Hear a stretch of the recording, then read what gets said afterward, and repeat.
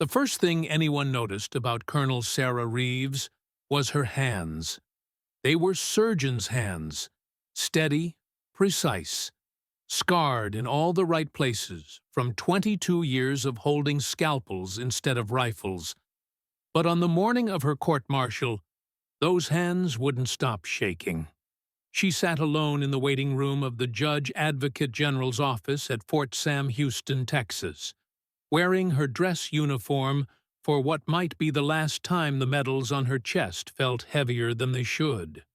2 bronze stars, a meritorious service medal, the Combat Medical Badge.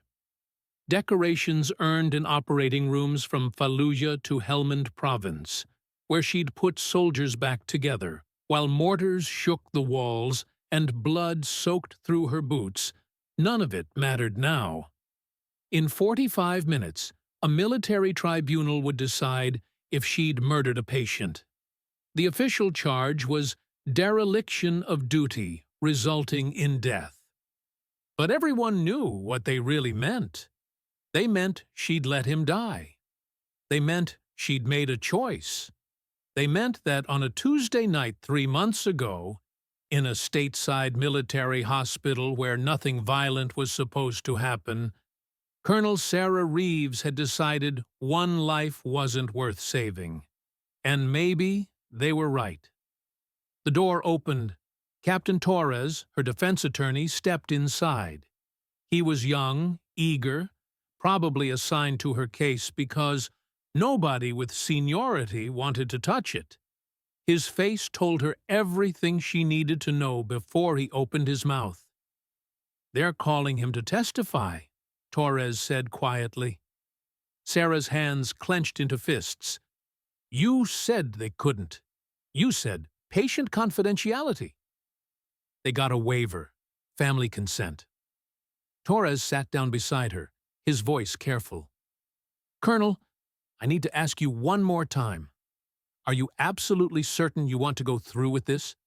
Because once he testifies, once he tells them what he told the investigators, there's no walking this back." "What would you have me do?" Sarah's voice was flat. "Plead guilty? Accept a dishonorable discharge? And maybe prison time for doing my job?" "I'd have you tell me the truth." Torres turned to face her. "Because right now, the prosecution's narrative is simple and devastating. They're saying you let Sergeant Bradley die. Because you were treating Private Mendoza at the same time, they're saying you chose wrong. They're saying your judgment was compromised. And when he testifies about what he saw me doing triage," Sarah interrupted. "He saw me making the call I was trained to make." "Did he?" Torres leaned forward. "Because from what he told investigators, it sounds like he saw something else entirely. He said you were with Mendoza for over 20 minutes. He said Bradley was coding, that the monitors were screaming, that other staff were begging you to come help.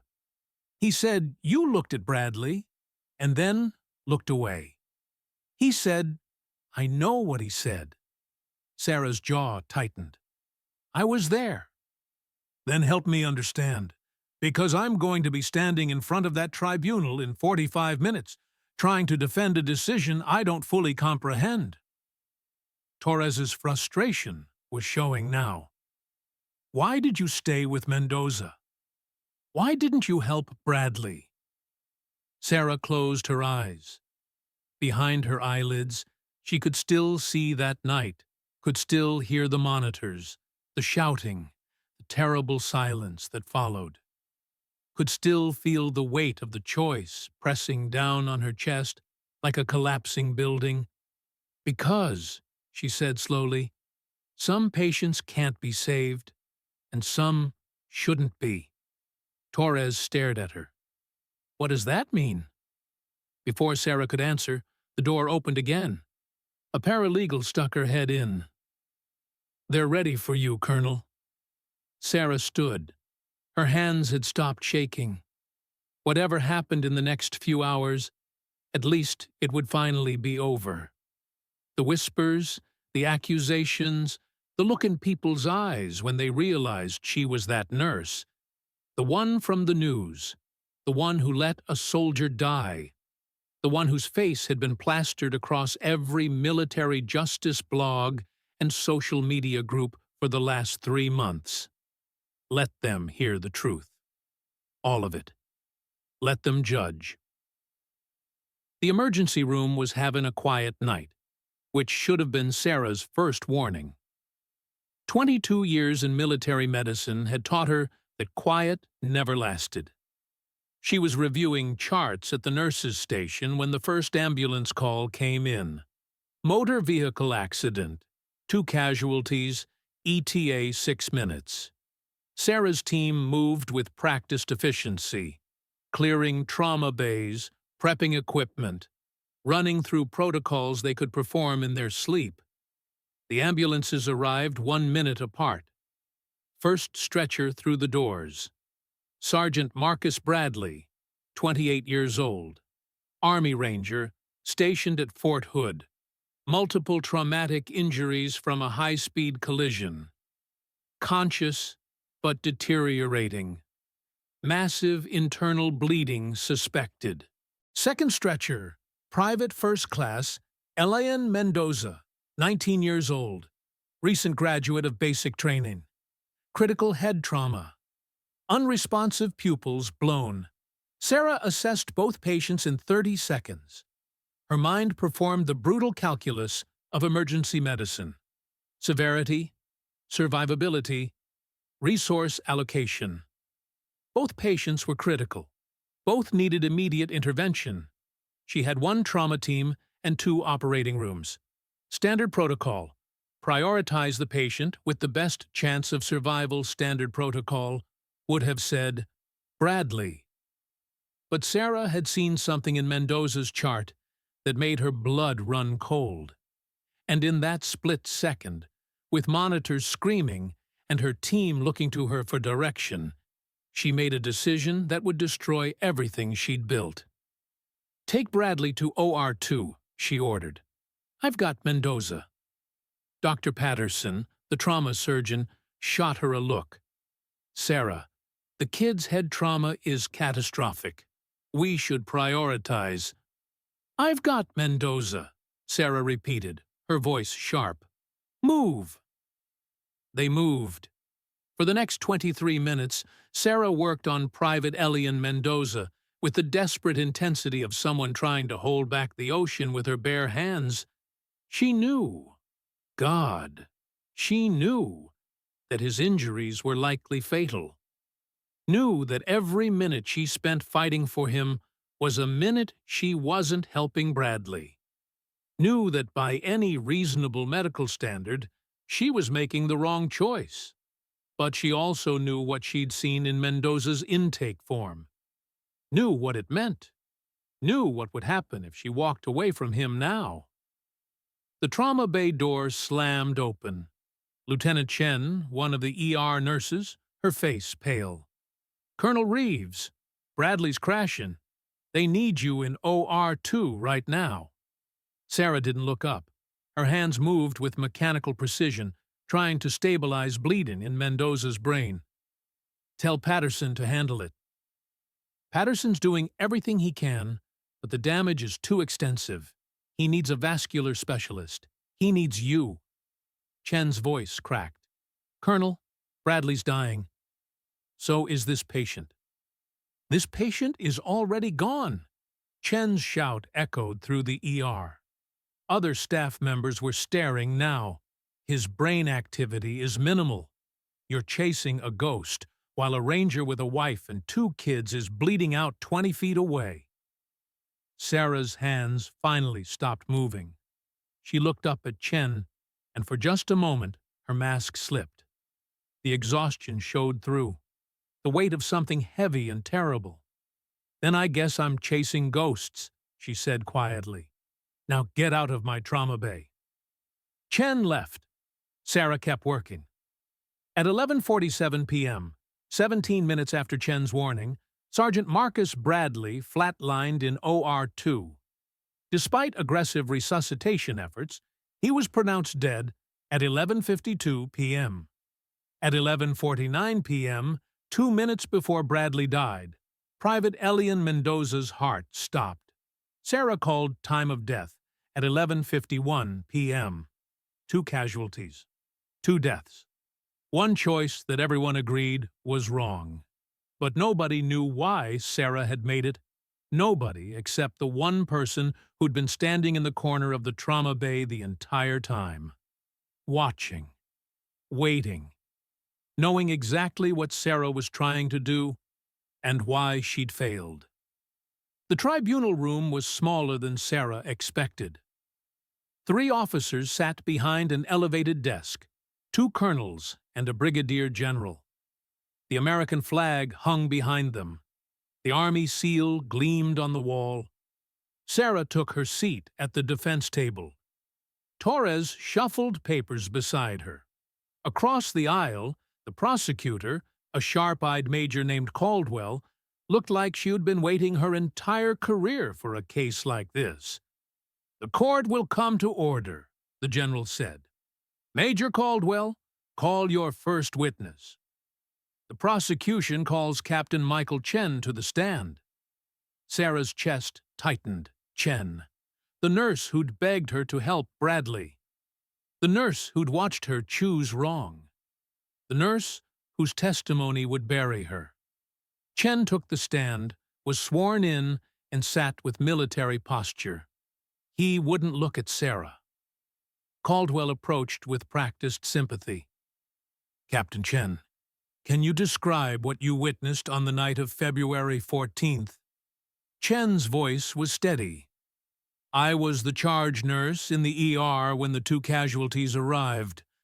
Colonel Reeves assigned herself to Private Mendoza and directed Sergeant Bradley to OR2 with Dr. Patterson's team. Did that strike you as unusual?" "Yes, ma'am. Mendoza's injuries were more severe and less survivable. Standard triage protocols would suggest prioritizing Bradley." "Did you question this decision?" "Not initially. Colonel Reeves was one of the best trauma nurses in the Army. I trusted her judgment." "When did that change?" Chen shifted in his seat. "About 15 minutes in. Bradley started crashing. Dr. Patterson needed vascular support that only Colonel Reeves could provide. I went to her trauma bay to get her." "What happened?" "She refused to leave. She said she had Mendoza under control." Chen's voice dropped. "But I could see Mendoza's vitals. He was barely alive. His brain activity was almost non-existent. She was performing procedures on a patient who was essentially already dead." "What did you do?" "I told her Bradley was dying, that he needed her immediately, that Mendoza was gone and Bradley still had a chance." Chen finally looked at Sarah. "She told me to get out of her trauma bay." Murmurs rippled through the small gallery. Sarah kept her face neutral. "Captain Chen," Caldwell said carefully, "did Colonel Reeves explain why she was prioritizing Mendoza?" "No, ma'am." "Did she seem emotionally compromised, upset, irrational?" "Objection," Torres said. "Speculation." "Sustained," the general said. Caldwell pivoted. "Let me rephrase. How would you describe Colonel Reeves's demeanor?" Chen considered this. "Focused, determined, almost desperate." "Desperate to save Mendoza?" "Desperate to not give up on him," Chen clarified, even when it was clear she should. Caldwell let that hang in the air for a moment. Then, "Captain Chen, in your professional opinion as an experienced ER nurse, did Colonel Reeves's decision to remain with Mendoza instead of helping with Bradley contribute to Sergeant Bradley's death?" "Objection." Torres stood. "Calls for speculation and a medical conclusion. The witness isn't qualified to." "I'll allow it," the general said. "The witness has 14 years of emergency medicine experience." "Answer the question, Captain." Chen took a breath. "Yes, ma'am." I believe if Colonel Reeves had assisted with Bradley's surgery, he might have survived. The room erupted in whispers. The general gavelled for order. Sarah felt the walls closing in. This was it. This was how it would end. Not with an explanation. Not with understanding. Just with the simple, brutal fact that she'd made a choice, and a good man had died because of it. Torres leaned over. "We need to put you on the stand. Let you explain." "No," Sarah whispered. "Sarah, this is your career, your freedom. If you don't testify—" "Call him," Sarah said. "Call the witness who was in my trauma bay, the one who saw everything." Torres blinked. "Who?" Sarah finally looked up. Her eyes were hard. "Private Mendoza's father." Torres stared at her like she'd lost her mind. "Sarah, that man's son died under your care. He's not going to help your defense. He's going to crucify you." "Call him," Sarah repeated. The general leaned forward. "Colonel Reeves, are you instructing your counsel to call a hostile witness?" Sarah stood, her voice clear. "I'm instructing my counsel to call the only person in this room who knows why I made the choice I made with the court's permission." The three officers exchanged glances. Finally, the general nodded. "Very well. Major Caldwell, do you have any objection?" Caldwell looked like Christmas had come early. "No objection, Your Honor. The prosecution would very much like to hear from Mr. Mendoza." 10 minutes later, Roberto Mendoza entered the courtroom. He was in his mid-50s, wearing a dark suit that looked uncomfortable on his work-hardened frame. His face was weathered, his eyes red-rimmed from months of grief. When he saw Sarah, something flickered across his expression. Not anger, but something more complicated. Something that looked almost like recognition. He was sworn in and took the stand. Torres approached cautiously. "Mr. Mendoza, I'm very sorry for your loss. I know this is difficult." Roberto nodded, but said nothing. "Sir, you were at Brooke Army Medical Center on the night of February 14th. Is that correct?" "Yes." "Can you tell the court why you were there?" Roberto's hands gripped the armrests. "My son was brought in after a car accident. They called me, said it was bad, said I should come right away." "And when you arrived, where did they take you?" "To the trauma bay, where she was." Roberto looked directly at Sarah. "Where Colonel Reeves was working on Elian. What did you see?" Roberto's voice steadied, like he'd been waiting months to tell this story. "I saw her fighting for my son. Saw her hands moving like lightning. Saw her ordering people around. Saw her doing everything to keep him alive. Someone came in, told her another soldier needed her, told her my Elian was already gone. Captain Chen? I guess. She was shouting, saying Colonel Reeves needed to go help the other patient, saying my son was dead already." Roberto's voice hardened, like he was trash, like he didn't matter anymore. Torres glanced at Sarah, then back to Roberto. "What did Colonel Reeves say?" "She told the woman to get out. Then she looked at me." Roberto's eyes glistened, and she said, "Mr. Mendoza, I know what your son did. I know what's in his file, and I'm not leaving him. Not for anyone. Not for anything." The courtroom went silent. The general leaned forward. "Mr. Mendoza, what did she mean by that? What was in your son's file?"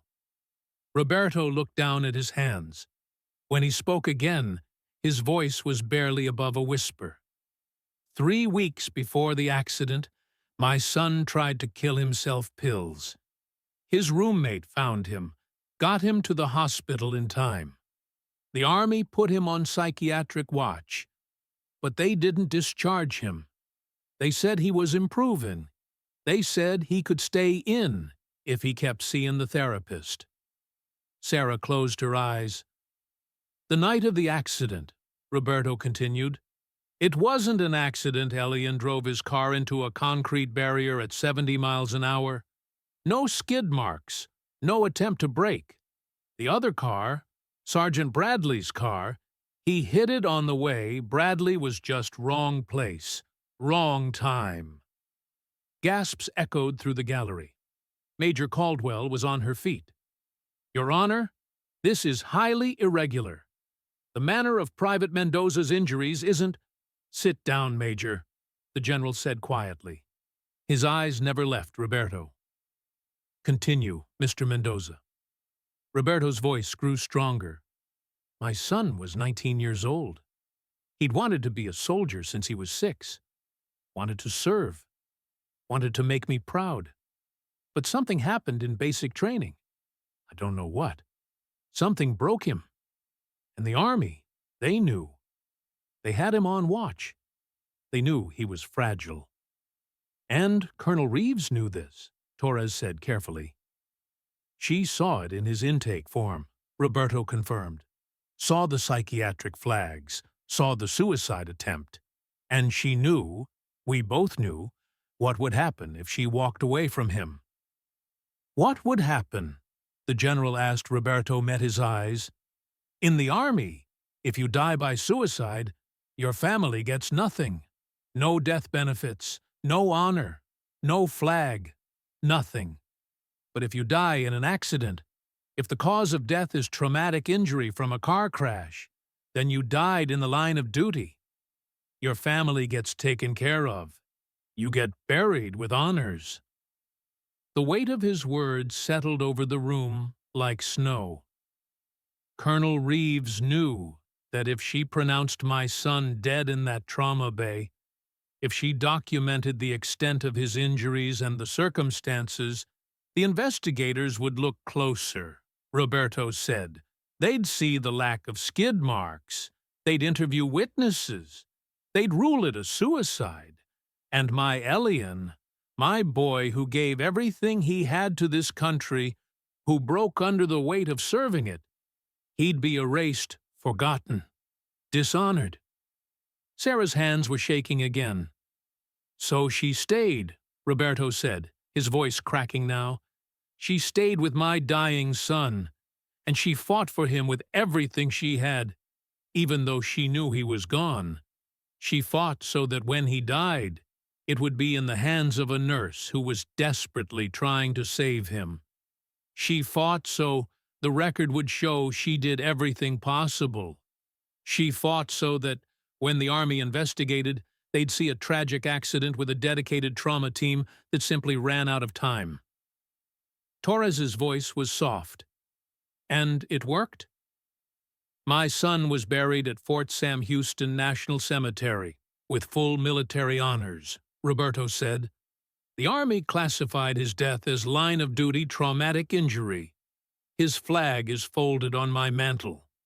His benefits paid for his mother's surgery last month. His name is on the memorial wall. He looked at Sarah, and tears were streaming down his face now. She gave my son his dignity, Roberto said. She gave him his honor. And she did it, knowing it would cost her everything. The tribunal room was dead silent. Finally, the general spoke. Colonel Reeves, is this true? Did you remain with Private Mendoza, knowing he was dying, knowing Sergeant Bradley needed you in order to ensure Mendoza's death would be classified as line of duty rather than suicide? Sarah stood slowly. Every eye in the room was on her. Yes, sir, she said. That's exactly what I did. You understand that Sergeant Bradley might have survived if you'd left Mendoza and assisted with his surgery? I understand that's possible, yes, sir. You understand that you violated triage protocols, ignored direct requests from your medical team, and prioritized a patient with no reasonable chance of survival over one who had a fighting chance? Yes, sir. Sir. The general studied her for a long moment. Why? Sarah's voice was steady now. "Because I've been doing this for 22 years, sir, I've held dying soldiers in Fallujah and Kandahar, and everywhere in between. I've watched 19-year-old kids bleed out in the sand. I've zipped body bags and written letters to parents, and attended more military funerals than I can count." She paused, choosing her words carefully. "And in all that time, the hardest part has never been the ones we couldn't save.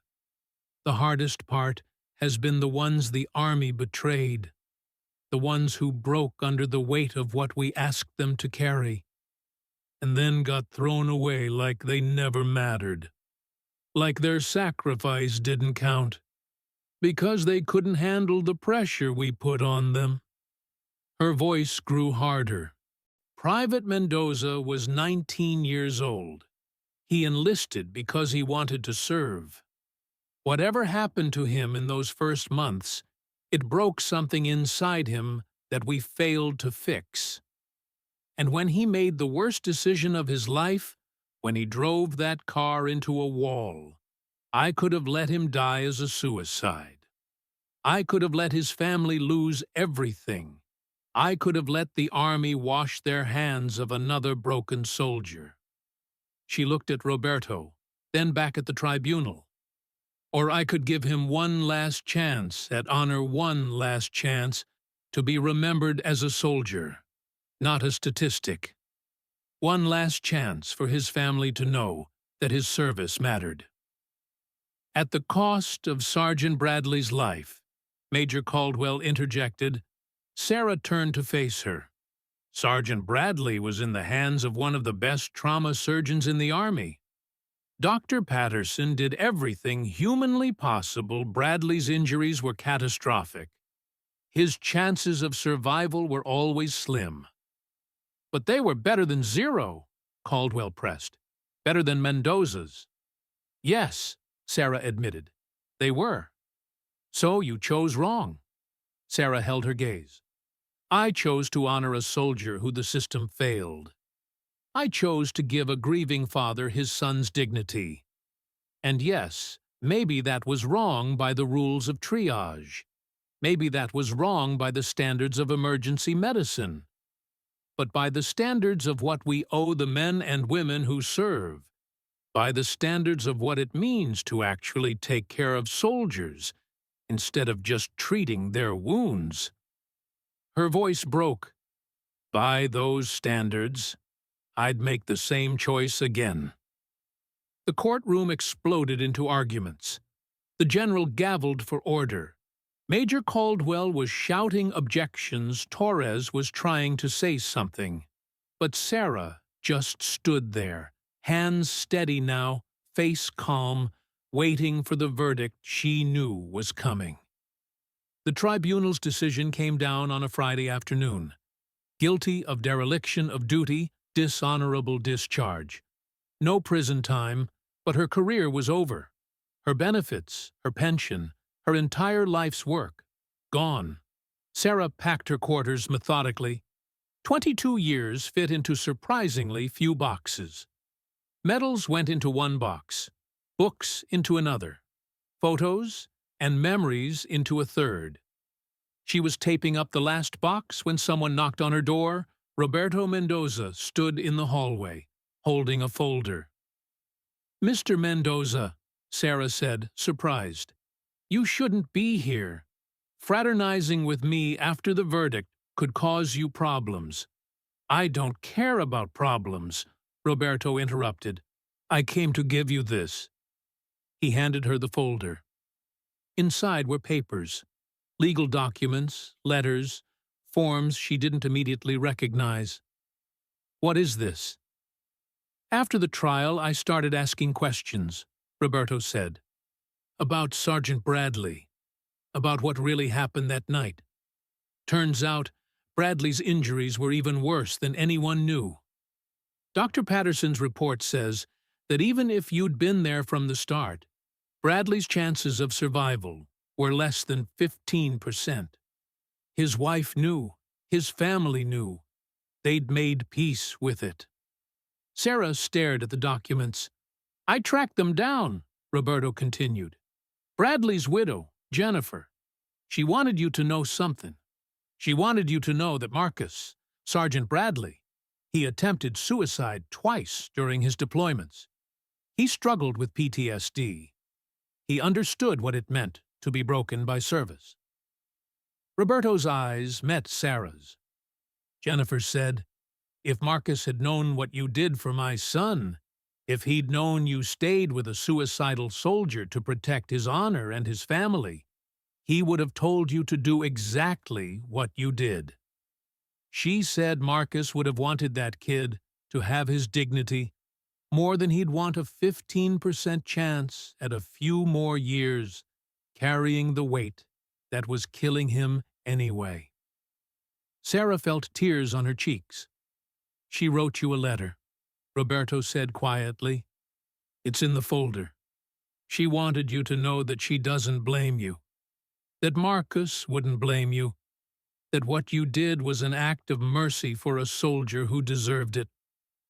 He paused at the door. "You gave my son his honor, Colonel. You gave me my boy back, even though I'd already lost him. The Army took your career, but they can't take that away.